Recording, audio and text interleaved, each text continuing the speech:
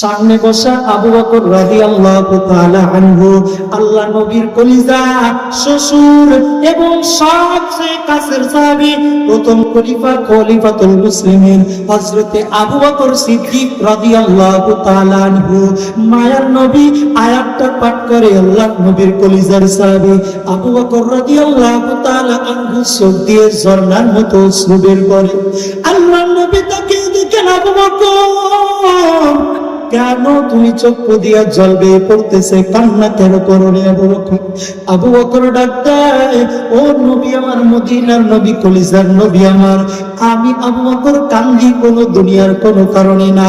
আমি আবু বকর কান্না করি কবরের ভয়, আমি আবু বকর কান্না করি জাহান্নামের ভয়। ও নবী আমার, আমি আবু বকর কান্না করি একদিনের কথা স্মরণ করে। আবু বকরকে ডাক দেয়, কোন দিনের কথা স্মরণ করে তুমি কান্না করো? আবু বকর ডাক দেয়, মায়ের নবী আমার, আমি আবু বকর কাপড় সেলাই করি আবার বিক্রি করি। আপনি তো ভালো করেই জানেন কাপড় বিক্রি করে আমার পরিবারটা চালাই। নবী ডাক দেয়, তাতে কি হয়েছে? আবু বকর বলে, মায়ের নবী রে, আমি কাপড় বিক্রি করে হঠাৎ করে বাসার ভিতর বসে আছি, গেটের বাইরে থেকে ডাক দিয়া দিছে, সালাম দিয়ে ডাক দিছে, আবু বকর বাড়িতে আসনি? আমিও বলে উত্তর দিয়ে বলি, হ বাড়িতে আছে, কে ভিতরে আসো। আমার কাছে আসতে তাকে দেখি একটা বৃদ্ধা মহিলা।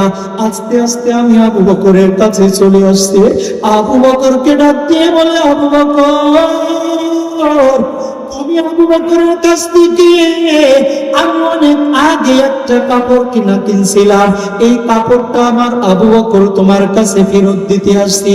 ডাক দিয়ে বলেন, বৃদ্ধ মা, এই কাপড়ে কি সেরা বাড়াইছে, কোন দোষ বাড়াইছে, এই জন্য আপনি রিটার্ন করতে আসছেন?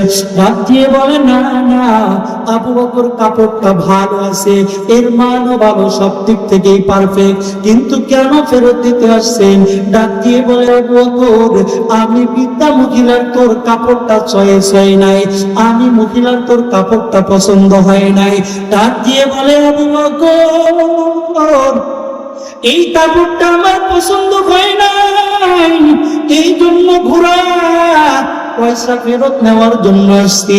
ব্যবসায়ী ভাইরা ফেরত মাল এরকম ভাবে কেউ রিটার্ন দিতে চাইলে নিবেন, নবীর একটা সুন্নাত জিন্দা হবে।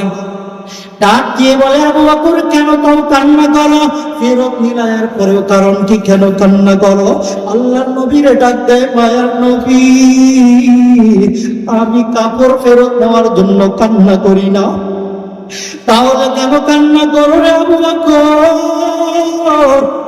ডাক দিয়ে দিছে, দয়ার নবী আমার, আমার আল্লাহ তো আমার জানটা জান্নাতের বিনিময়ে কিনে নিছে। ওই হাসরের ময়দানে যেদিন উপস্থিত হয়ে যাব, আল্লাহর কাঠগড়ার মধ্যে সামনে যদি দাঁড়াইয়া আল্লাহ আমাকে বলে, আবু বকর, তোর এই গুনাহমাখা জানটা কিনে নিছিলাম জান্নাতের বিনিময়ে, আমার বড় পছন্দ হয় নাই। ও আবু বকর, তোর এই জানটা আমি আল্লাহর পছন্দ হয় নাই, আল্লাহকে আমি বলার সাহস পাবো না কেন পছন্দ হয় নাই।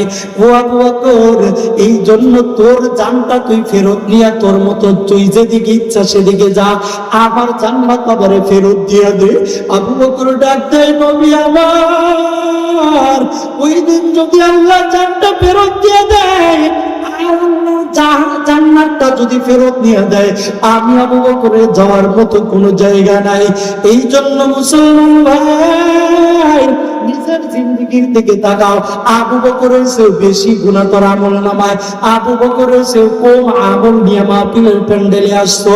এই জন্য হাতে ধরে পায়ে ধরে বলি, রে মুসলমান, পর্দার আড়ালে আমার যুবতী বোন, আমার মা, কলিজার যুবক ভাই, বৃদ্ধ বাবা, আজকে মাপ চাওয়ার দিন, সুযোগ মাপ চাওয়া, ক্ষমা চাওয়ার সুযোগ আজকে আসছে।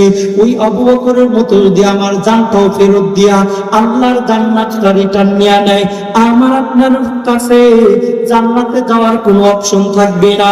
এই জন্য আল্লাহ আমাকে আপনাকে এই জান্নাতের বাগান থেকে আজকের আগ পর্যন্ত যত গুনাহ হয়েছে সব গুনাহ মাফ করে বেগুনাহ মাসুম করে নিক। জোরে বলেন আমিন।